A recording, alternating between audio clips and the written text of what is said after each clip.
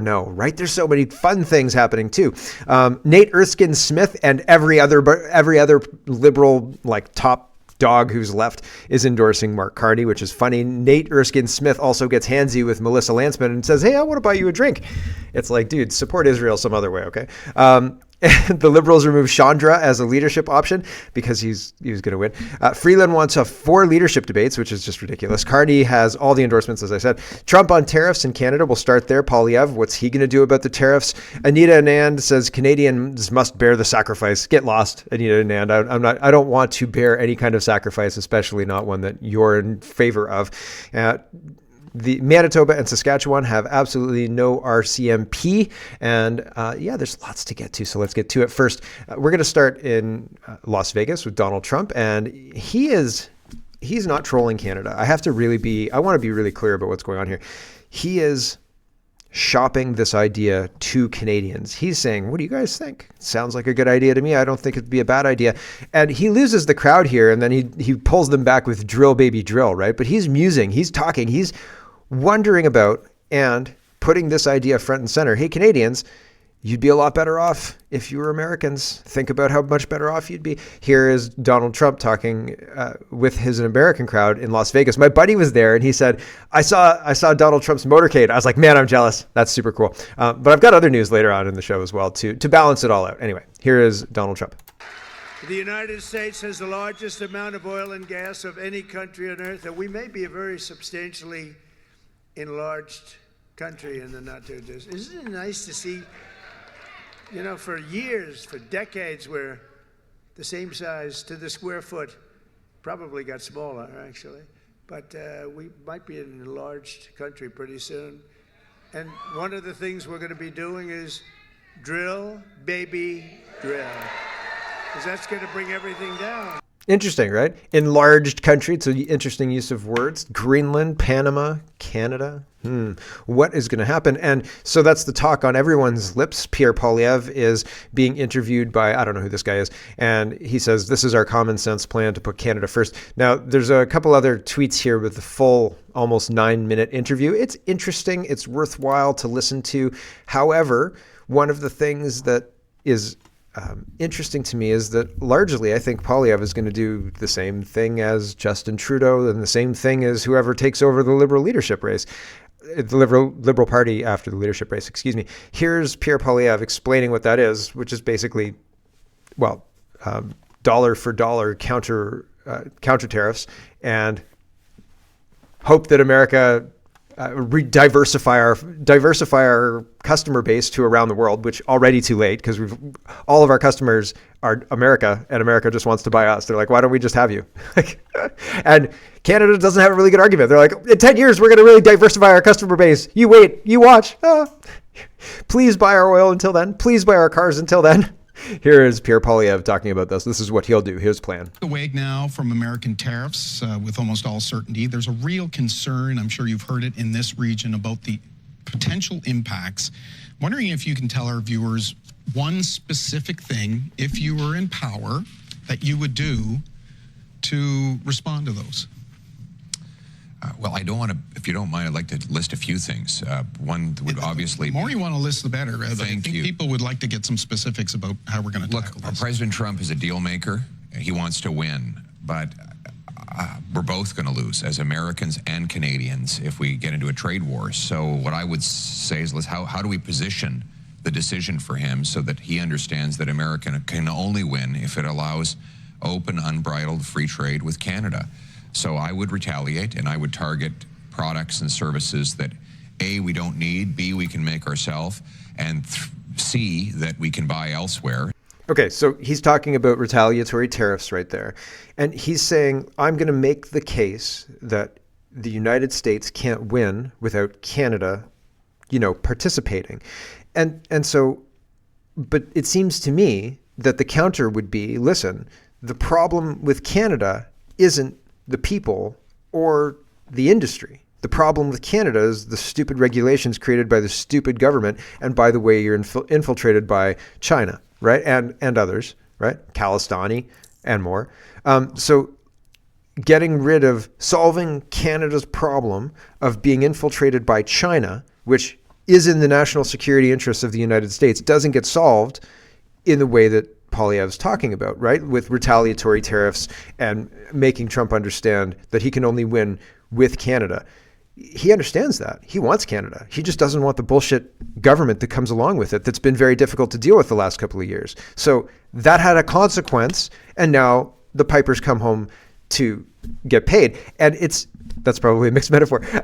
So fundamentally, we're going to go through a hard time because the government doesn't want to hand over Canada to Donald Trump. And I don't think Donald Trump really wants to leave things status quo. In fact, he's really, really making clear that he doesn't want to leave things status quo. He wants Canada because that's going to allow the United States to compete in a way that, I mean, they can now, they just don't, right? And even more. And if Canada is allowed to languish under communism while the United States is unleashed, that seems like a bad outcome. So why not fix it in one foul swoop? Trump could fix it faster than Poilievre can fix it. And I'm not saying this to say, why don't we just do it? I'm saying this to say that's Trump's argument, and you can't make him, he already understands that he can't win big without Canada.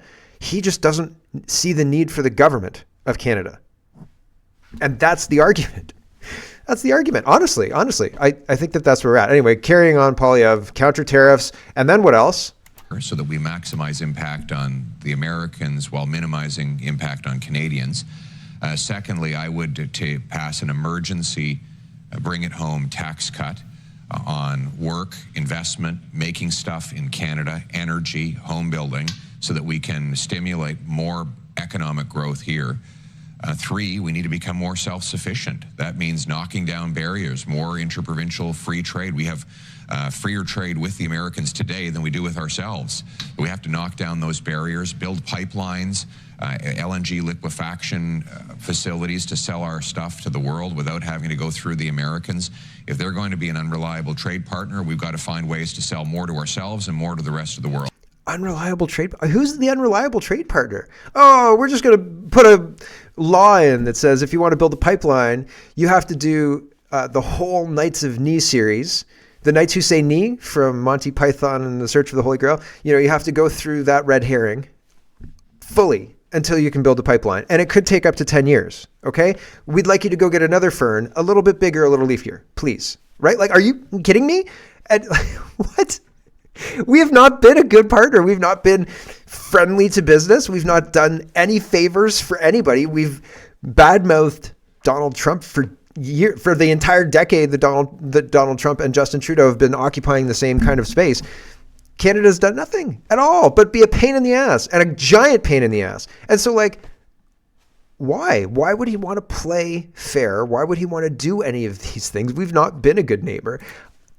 From his point of view, in my opinion, Canada's government is a fly that needs to be swatted, and he could do that very effectively and free the Canadian people all in about a weekend, right? Like, and again, not to say that I support this, but economically, we're completely effed. And the argument that Poilievre is making to Canadians is not the argument that Donald Trump is going to be convinced by, period. Because he agrees, yeah, I need Canada, so I'm going to buy it.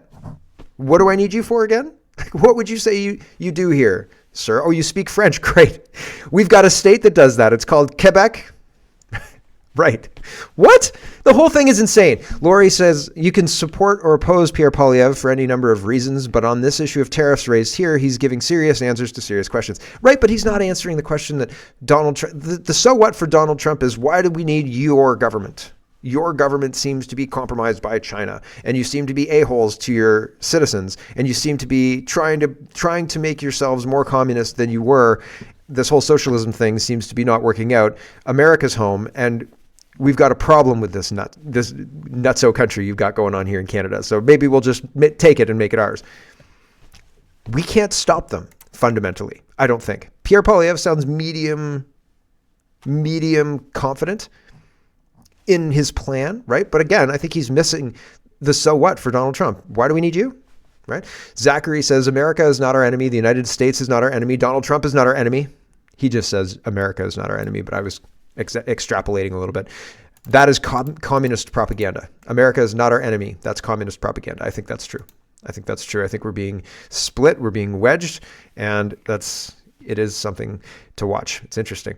Roland is responding to Poilievre's chat here. They go on to talk about building pipelines. They talk about Energy East. Poilievre says, like, the ship has probably sailed on Energy East, but we need to open up trade barriers between provinces, and we need to build those pipelines, and so on and so forth.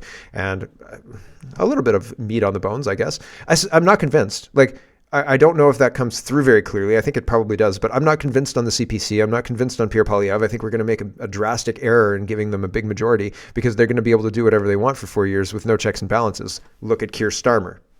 Okay. And I think that we're going to be in a similar boat. I think we're going to be in a similar globalist boat. And so when that happens, I'm not going to be surprised that Trump says, you know what, instead of 25% tariffs, I think 100% tariffs, and F you, right? And there's not going to be a whole lot that Poilievre's going to do because Canada doesn't have any fiscal maneuverability as far as I understand it. We're kind of screwed. And all of our laws like C-69 prevent us from pulling our proverbial head out of our ass, right? We can't do anything about it. And we're not going to do anything about it. Here is True North. So unless we're forced. And like Trump is trying to force us with a 25% tariff. But even that, they're like, oh yeah, he needs Canada to win. Yep, he sure knows it. So, True North says, Trade Minister says Canadians must bear the sacrifice of government's response to Trump's tariffs. This is Anita Anand, and we'll just watch it. She's got a 38-second quote here. All tools in our toolbox. This is everybody who's anybody right now is saying this. Carney is saying this. Freeland's saying this. Trudeau's saying this. Nate Erskin Smith is saying this. Anita Anand's saying this. They're all saying, oh, we're going to use the tools in the toolbox, which is a bullshit way. Well, which is a tap dancey way, which is a creative way of saying we have no effing clue what to do. We don't know what to do because we're going to get screwed, and we absolutely know it. And the Canadian public are going to blame us and hate us even more than they do now. And we have nothing that we can do to stop it. So all tools are on the table because we can't think of anything specific to say. So like everything's on the table. Like what? Oh, like everything. Oh, okay. Like counter tariffs on ketchup? You bet. Got any other ideas? Write that down. Counter tariffs on ketchup. Yeah, I hate Heinz too. Yeah. Like what? It is insane. So they're all using this and they have no ideas whatsoever. Basically, they're like, we hope America continues to buy our cars, even with the 25% tariff. Fingers crossed. That's their plan. That's it. And that's all they've got. That's all they've got. They don't even have anything else. We'll build pipelines and start selling LNG to countries we've just told there's no business case. That'll help things in 10 years or so. After the pipelines are approved. It's maddening. It's also kind of funny that they're scrambling this badly, but still, this language, listen for it because it's saying we have nothing. We have no ideas whatsoever. Please help us. To address any illegal tariffs that come forward. Illegal tariffs? The USMCA said clearly, and I read it yesterday, the provisions of the USMCA state that if a country, Mexico or Canada, ignores drug trafficking or illegals crossing the border, that the USMCA could be suspended and tariffs could be levied. This is not illegal. This is absolutely not illegal. So she's a liar. She has no ideas whatsoever, and she's endorsing Mark Carney. Okay, Anita Anand. And that should not just be one province alone. All of us need to bear the sacrifice that would be made if we move forward with retaliatory measures of this sort. But as I said, Canada has vast natural resources and raw materials. We just can't refine our raw products. We have to do that through the United States, which we sell our oil to the United States at a loss, and then they refine it and sell it back to us sometimes. And then we also import oil from Saudi Arabia, et cetera, which doesn't make any sense because we're an oil producing country and it'd be a lot cheaper to, buy oil from ourselves. And if we were buying oil from ourselves, say the eastern provinces grow and they need to increase their order, well, that increases the order in Alberta, not in Saudi Arabia, right? So it's so weird that it's been a long time and they've decided that we're not allowed to develop Canadian energy, but we can import all the energy we need from Saudi Arabia, right? And Anita Anand is leading the way with no ideas. Okay, here, I'll let her finish. And we need to diversify our markets going forward so that we ourselves are leveraging the depth of our natural resource sector. I'm surprised she didn't say bring it home. I mean, jeepers creepers. Isn't that Pierre Poilievre's plan? We're going to diversify our customer base. Yay, that's a great idea. Would have been fun to start on that 10 years ago, hey?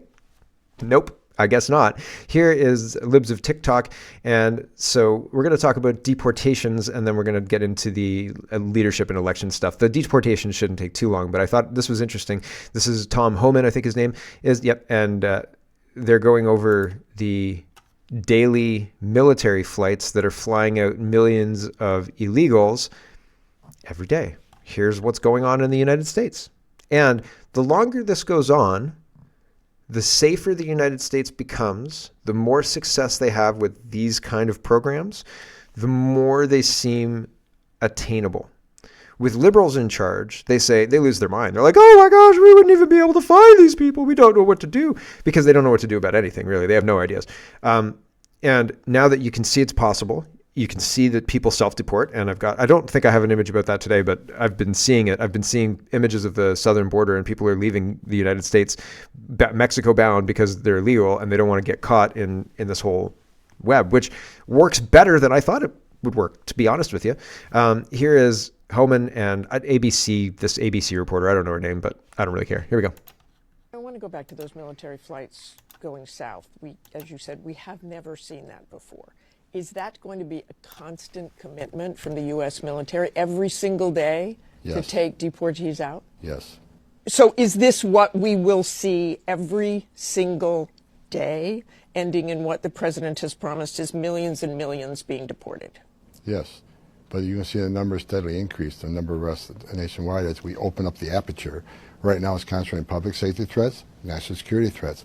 That's a smaller population. So we're going to do this on priority base, as President Trump's promised, but as that aperture opens, there'll be more arrests nationwide. When you talk about the aperture opening, the estimates of perhaps those who have been convicted or arrested in the past, 700,000 to over 1 million.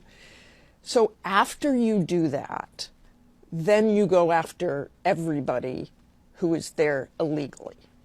If you're in the country illegally, you're on the table, because it's not okay to violate laws of this country. You got to remember, every time you enter this country illegally, you violated a crime under Title 8, United States Code 1325. It's a crime.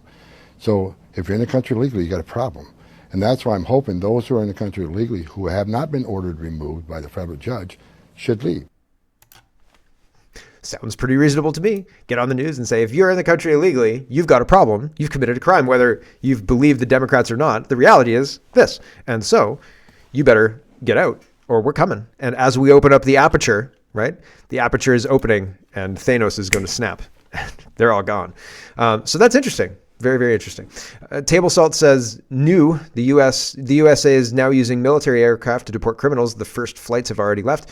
Canada needs this as soon as possible. Yeah, I think that's true. Here's news coverage. I don't know which network, but here we go. To use Air Force C-17s and C-130s for the initial deportations. A senior defense official told Airspace Forces magazine it'll be up to the State Department to work with destination countries to determine where exactly those flights are going. White House Press Secretary Caroline Leavitt announced Friday that the deportation flights have begun. She posted pictures on X and wrote, President Trump is sending a strong and clear message to the entire world. If you illegally enter the United States of America, you will face severe consequences. Fox News reported that a flight out of Fort Bliss, Texas, was carrying 80 people bound for Guatemala. The deportations are being met with mixed reaction. Newark to use Air Force C. Mixed reaction. Yes, some people. I saw a video of a Walmart, and they were saying after the deportation, ICE people came through. Look at how things are in Walmart, and it was very quiet and clean and orderly. I was like, what's going on with this Walmart? Because I was just scrolling through, and I looked, and there was this video of a Walmart, just a very boring looking Walmart, and the reason it was boring looking was because she was saying all the illegals had been removed, and I thought, oh. Well, that's an interesting outcome that seems very, very swift. Anyway, I digress. David says, a school in Deanchester, Northlands, the local primary school, is plagued by migrants from a hotel hanging outside the primary school gates. I'm going to show you more on that at the end of the show. A follower says it's not just there. It says, hey, David, we have to start a conversation sad we have to start a conversation like this, but I need to stay anonymous for obvious reasons. The recent news is regarding, quote, men hanging around primary schools in Deanshire, North Hampshire is not isolated. I live 20 minutes away, and this happened in our village. Men were seen waiting opposite a bus stop and were seen licking their lips at young girls as they stepped off the bus. A dad whose daughter had complained about this behavior went to the bus stop with her the next day and was then warned by police. We have a pretty tight community here. The news traveled and was posted in various community Facebook groups. The posts were all deleted by Facebook. Interesting. Censorship is off Facebook? No, it isn't. The Mods for each group had to come out and say that they were not deleting the post themselves. Facebook was.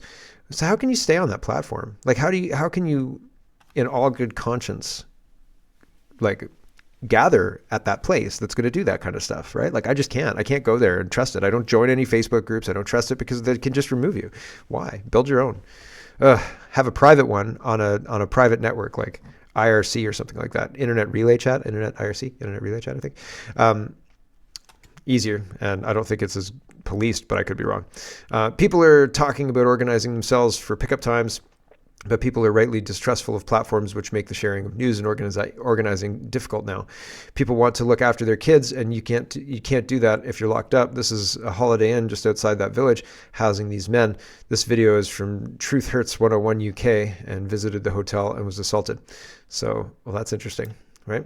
The barracks are full of foreign invaders, and anytime anybody tries to point out who they are or go to them and try and stop what's going on, they are the ones who get addressed by the police or turned away by the police or whatever it is.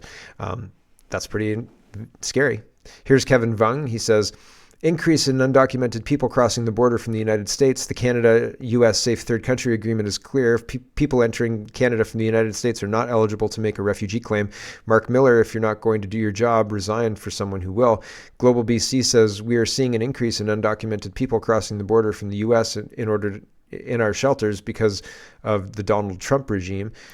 But that, like, it's interesting. And here's even more. Robert Fife is reporting Ottawa has asked to use provincial jails to house criminal asylum seekers fleeing the United States. So you're going to put those people in jail? Just deport them. Get them on a plane, send them to Chad, send them to a country that's near their country, and they can figure it out from there. Canadian Republican says, WTF, the Canadian federal government is asking provinces to make room in their prisons to house criminal asylum seekers fleeing the United States. Who decided it was okay to consider U.S. illegal immigrants as asylum seekers? Liberation of Canada looks pretty good right about now. Yeah, I mean, you don't solve this problem by saying, okay, Canadian government, we'll give you sweetheart deals, billions of dollars a year in military aid, all sorts of other benefits, and we'll just allow you to completely undermine everything that we're trying to do. That's fine. No problems at all. Like, no, like, I don't think so. Donald Trump would have no use for this Canadian government. None at all. So why would he make a deal with them? He's going to use the power that he has to destroy them. Maybe. It seems very plausible. Not the Canadian people, just the government.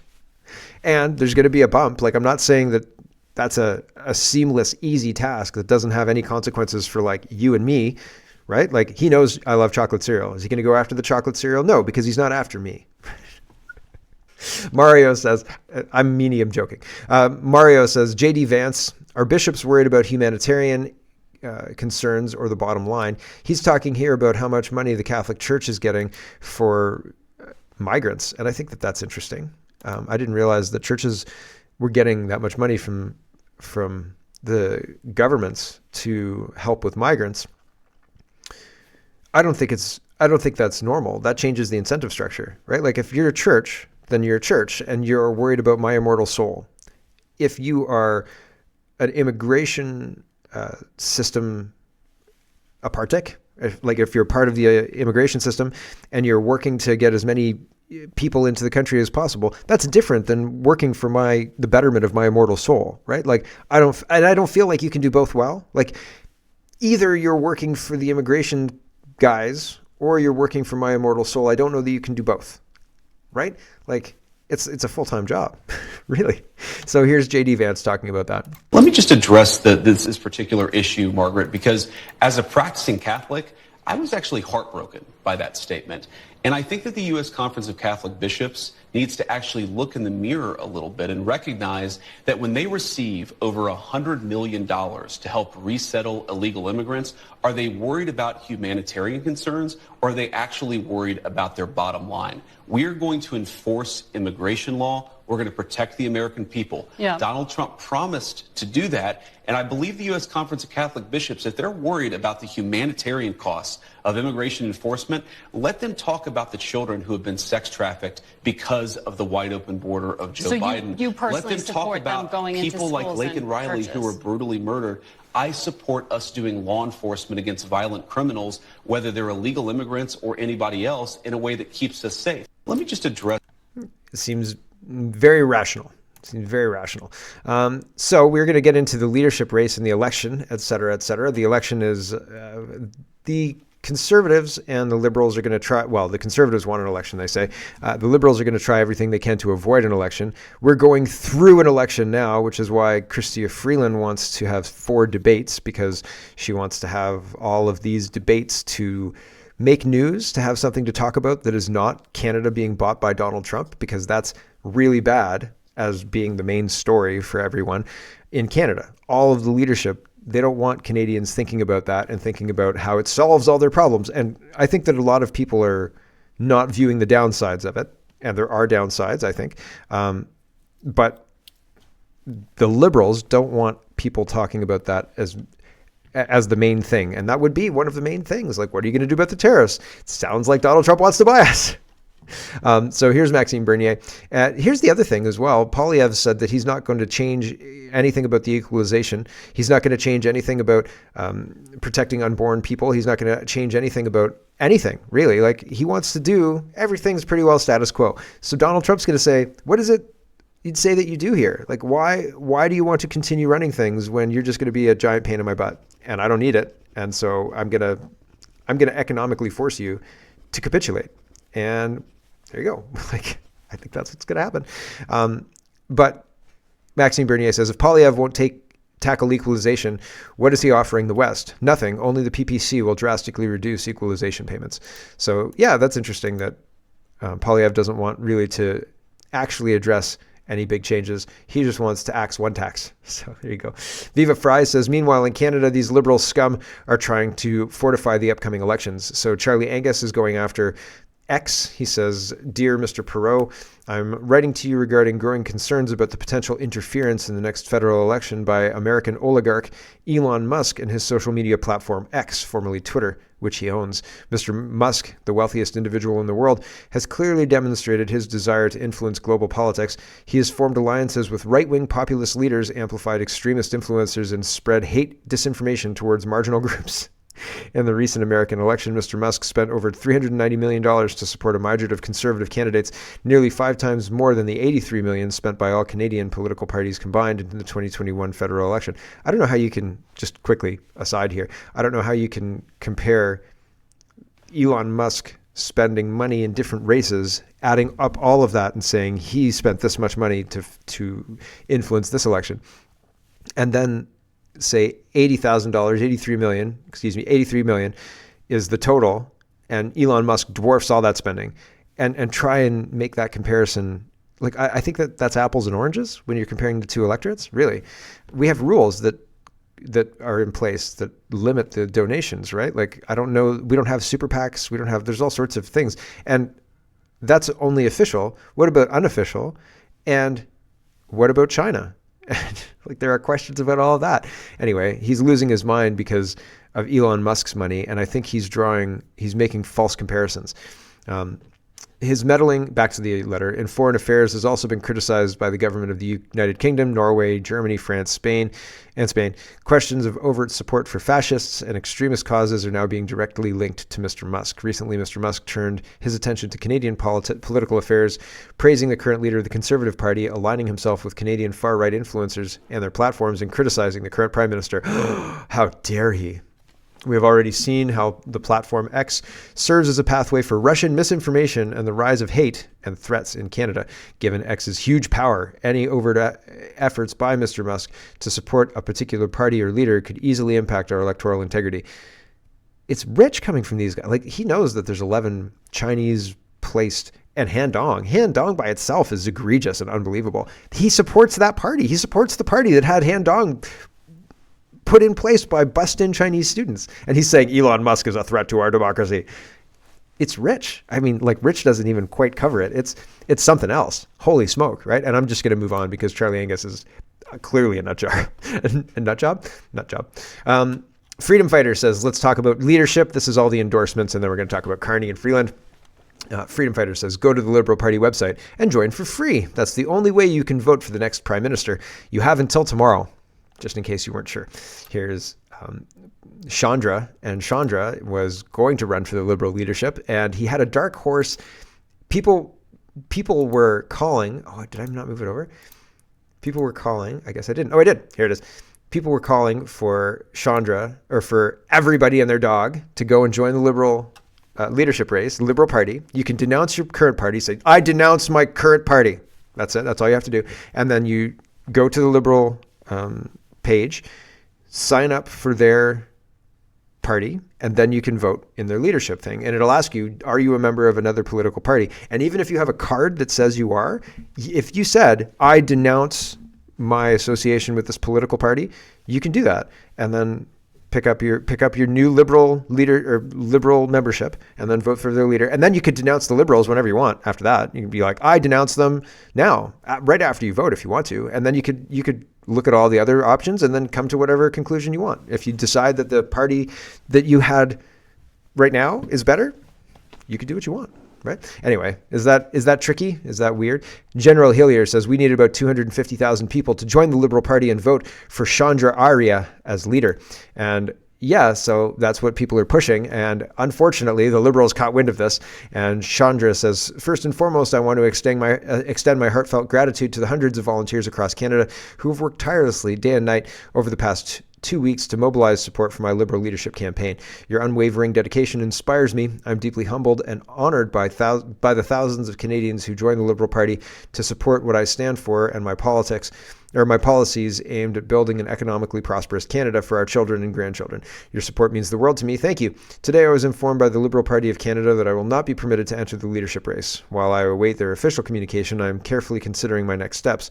This decision raises significant questions about the legitimacy of the leadership race and, by extension, the legitimacy of the next Prime Minister of Canada. I remain steadfast in my commitment to working hard for the benefit of all Canadians. With a focused approach, I will continue striving to ensure a secure and prosperous future for generations to come. Yeah, so it seems like the Liberal leadership race is rigged, and I think it's rigged for Carney, probably. Kirk says, is this racism or discrimination or both? Our man Chandra Arya got told by the Liberal Party that he isn't allowed to run for their leadership. Chandra has incredible grassroots support, and even though I have no idea what he's saying, he has the best policies as well. They're stacking it for Carney. All of this is meant to draw us in to talk about the Liberal leadership race. And I'm covering Canadian politics as they are, not as I wish them to be. And so it is one of those situations where I feel like our coverage of this plays into the Liberal hand because we're talking about this and not about the other things that are going on, which are very, very important.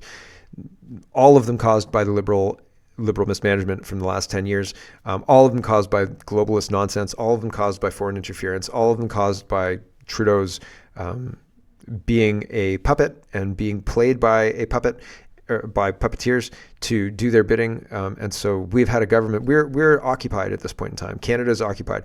I think the only country in the West that's not occupied at this moment, probably the United States. And so how do you solve the problem of Canada if you're the United States? And you have an enemy like the deep state, who half the people don't even understand is a real thing that actually exists. And they have power, and they have financing, and they can pull out things out of thin air, make things up out of thin air, like, oh, men can be women. And if you don't think so, you're somehow bigoted. Like, basic biology is basic biology. It doesn't matter how upset you get about that. Like, cutting off your breasts does not make you a man. It just makes you a woman with cut off breasts. Same with if you cut off your penis and your testicles. You're not a woman. You're a man with cut off penis and testicles. That's it. There is absolutely no negotiation. But in Canada, if you say that kind of stuff, they will say about you the things Charlie Angus was saying about Elon Musk, right? Oh, people have accused him of being far right. Ooh, terrible, awful. Mr. Surveillance says the Liberal Party is crooked even against itself. How the heck can you expect these Libranos to run the country by any other means than mired in deep corruption every step of the way? Yeah, that's what they're doing. It is very deep corruption, and it's obvious. I think it's really, really obvious, especially when they do things like remove candidates who have a huge amount of grassroots support, right? Like, it's incredible. Logic is got a meme of Mark Carney, and we're going to talk about Carney in a second, but it says, this unelected central banker globalist is about to be appointed the Prime Minister of Canada by a minority government that is no longer in control and is hiding from Canadians to cling to power.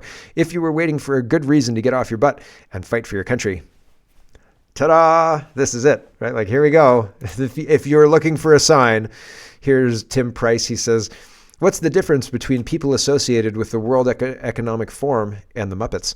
One is an ensemble cast of puppet characters known for their absurd and self-referential antics, and the other is the Muppets. So it's good. I like that. You've got Justin Trudeau on here. You've got Macron under Klaus Schwab. You've got Boris Johnson. You've got Facebook and Pfizer CEOs. You've got Tedros. You've got van der Leyen.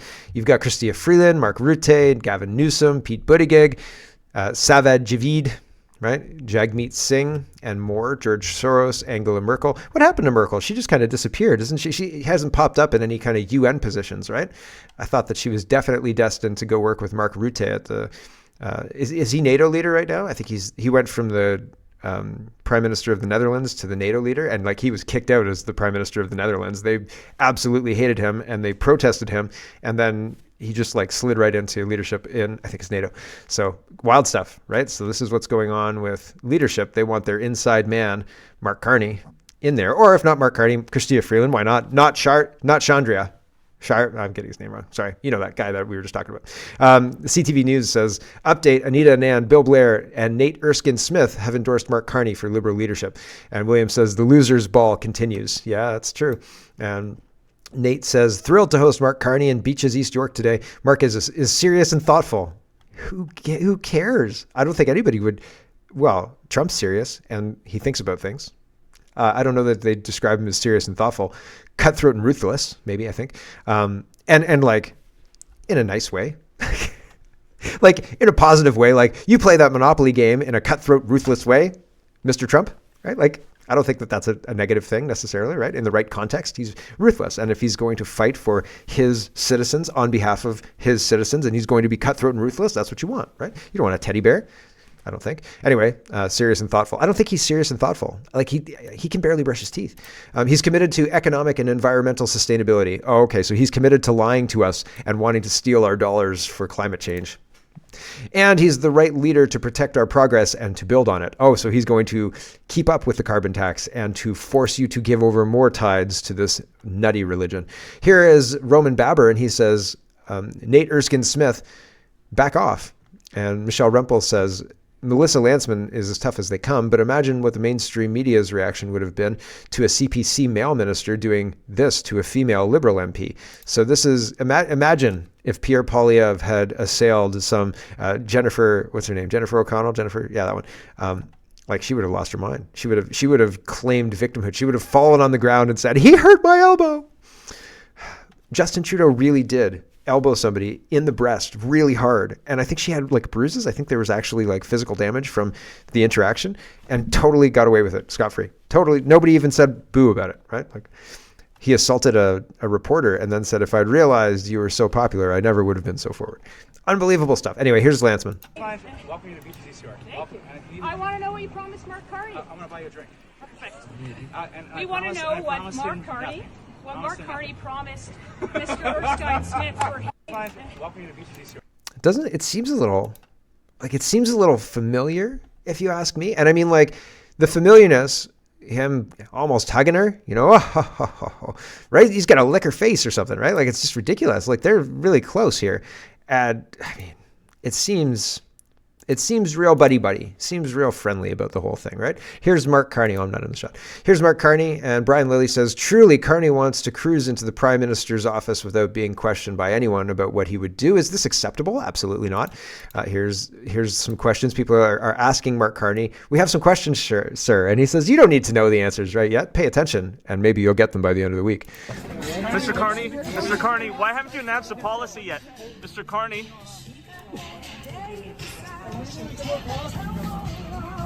Mr. Carney, why haven't you announced a policy yet? I'm trying to be cool. I've got lots of policies. You'll see them. Yeah, but why haven't you? You could be Prime Minister in the matter of weeks. Why wouldn't you tell the Canadian people what they're in for? Canadians are going to know exactly what we intend to do by the end of the leadership, and we're going to roll it out, and they're going to be detailed. And that's the difference between sitting in a room, coming up with some slanders and slogans, and actually having detailed policy that can make a difference for Canadians. Would you scrap the carbon tax? Yes or no? Yes or no? You'll see by the end of the week. Yes or no, You'll see sir? by the end of the week. Follow me for the week. Who called you the PMO's choice for leadership? What's your response? I seem to be the choice of many of the Liberal MPs. He is proudly saying, oh, you know those Liberal MPs that everybody hates? I'm their choice. All those MPs that everybody hates like me. So I like my chances of leading those idiots into the next election. What? It's funny. It's funny because he's so out of touch. Anti-taxer says, when did 60-year-old central banker Mark Carney become a rock star? This is all so fabricated and fake. I despise the Liberal Party with every cell in my body. Yes. Here's Richard. He says, looks like a done deal. Carney for Prime Minister. Katie's choice, we're all told. All happy as clams. Anita Anand has endorsed Mark Carney as well, right? Everybody and their dog. Mark Carney says, I've known Anita Anand for years now. I'm an outsider, but Anita Anand I'm not the godfather to any of her children. That's just Chrystia Freeland, says Mark Carney. I'm an outsider also. And I've known Anita Anand, and I'm godfather to Chrystia Freeland's children. But I'm an outsider. So believe me when I lie to you directly. We've worked together to help Canadians during a global financial crisis. So he's known her at least since 2008. And with her support, we can build the strongest economy in the G7. Not while Donald Trump's around. You can't. It's time to build. Hard eye roll. I don't want to listen to these people at all, period, ever. Dan McTeague says, here you go, Carney clubbers. Enjoy the hint of hypocrisy in the fellow you think we should consider as our leader and Prime Minister. What size of drill do you need to have another hole drilled in your heads? Brookfield is moving to the United States. They're going to spend $950 billion or $950 million on a housing development or something like that. And their head office is going to move down to the United States to make sure they're not tariffed, right? But I mean, we're going to have to bear the brunt of the 25% tariffs for some nationalistic point of view for whatever reason. Now the Liberals are nationalistic, which is convenient timing, right? Mark Carney says, remember, it's free to sign up as a Liberal, and it's the only way you'll be able to vote for change. Vote for change? Vote for change? Like what? Are you offering some change? I don't think that you're offering any change. You're offering more of the same. You're like, oh, this carbon tax, we know you don't like it, so we're gonna rebrand it. No, we don't. No, we don't want a rebranding. We don't want anything. We want you all to go away. Ryan says Liberal MPs supporting an unelected civilian to be their party leader is all you need to know about them. They are a lost and broken party. Yes, I think that's true. Here's the counter signal. Former UK Prime Minister Liz Truss on Mark Carney. I strongly recommend not backing Mark Carney for his policies on net zero. It was disastrous for Britain. It will be disastrous for Canada. Yes, I believe that is absolutely true. John Gaddy says this WEF advocate thinks he can just walk into the Prime Minister's job without a single vote by a Canadian while 80% of the population is denied an election that they want and need. Canada is a broken mess. Yeah, I think that's true too. Tracy is responding. Here's Freeland. So that was the Carney-focused ones, and he got all the endorsements. He's wrapping it up now. Like, it seems like it's a done deal, and maybe they're going to accelerate their timeline because I think that the February 1st thing is going to be accelerated. I think Donald Trump is serious. He's going to put the tariffs on. Once the tariffs hit and the rest of the world Canada realizes that he's serious, that will cause some kind of fast-track timeline or something to that effect. So that's what I think is going on here. And I think Chrystia Freeland is trying to shore up the timeline by requesting this. And so Freeland says, please see my open letter to candidates running for Liberal Leadership Party of Canada. And she says, I'm proud to stand alongside you in this leadership race. Each of us has a unique and bold ideas for Canada as our country faces immense challenges in the months and years ahead. Rebuilding trust with Canadians and winning the next election requires Liberals across the country to work together, and that includes us too. We must show Canadians that we, as a party, are up to the task of defeating Pierre Poilievre. I'm calling today for 4 candidates debates, 2 in each official language, as soon as possible. Canadians deserve to see us debate our ideas as the path forward for our party and our country without delay. I don't care. I wouldn't watch one of these debates. I would probably show clips from it, but just the funny ones. I don't care what any of these people think. I don't want to consider their ideas. I think they're liars. I think they're compromised. I think that they are more worried about people losing interest in them, and so they're putting out stuff like this to keep the interest in there. But the only thing I'm interested in is, how deep are your ties to China? How much money have you laundered through improper government contracts? And why hasn't there been massive arrests of the Liberal Party across the board? Like, I don't care. Leadership race? I don't give it. I don't care. I don't care. I hope the entire apparatus that supports the Liberals goes down in an RCMP, and I don't trust the RCMP either, so some kind of police investigation that's not RCMP. So apologies for saying RCMP. I hope it all goes up in smoke. I hope that people lose so much interest that nobody gives a dime to these idiots, and we watch their party flail and then just fade away into oblivion. These people deserve no attention. They deserve nothing. They are traitors, and I have no time for them, honestly. So Chrystia Freeland wants to do debates. The whole reason why they're wanting to do debates is to keep what they want to talk about in the news, and we should ignore their bullshit, because F them, because I don't care about them at all. Tracy says, I think it's reprehensible. These criminals are holding Canadians hostage while they have a talent show. I kind of like the bomb she just dropped on Carney's head. He's only in it for the top job. He doesn't want to be an MP. He only wants the prime minister's role. Yeah, well, and he's representing the WEF, and he's a bigger piece on the board. It's like Chrystia Freeland wants to be the king, but she's not the king. I don't think Carney's the king either, but they want the most power they can have, and they're trying to take out their capo so they can take the capo's place, right? Because prime ministers, Trump's in charge. It seems like Trump doesn't have to ask anybody for anything. He's the one who's in charge. The power is vested in him, but everybody else, they're puppets, right? They're capos. They're reporting to George Soros. They're reporting to somebody above them about their progress, and if they haven't made progress, it's like the mafia, right? Like, you owe your envelope every week, and it better be full of money. And if it's not full of money... Hello, everyone. Thanks very much for watching. This is just a short version of a longer show. If you'd like to get the whole show, you can go over to CanadaPoly.com and sign up for a subscription. Just look in the drop-down tab for Shop and Donate and look for subscriptions, and you'll get immediate access to the full show. Love to see you. Thanks for watching, everybody. Have a wonderful, wonderful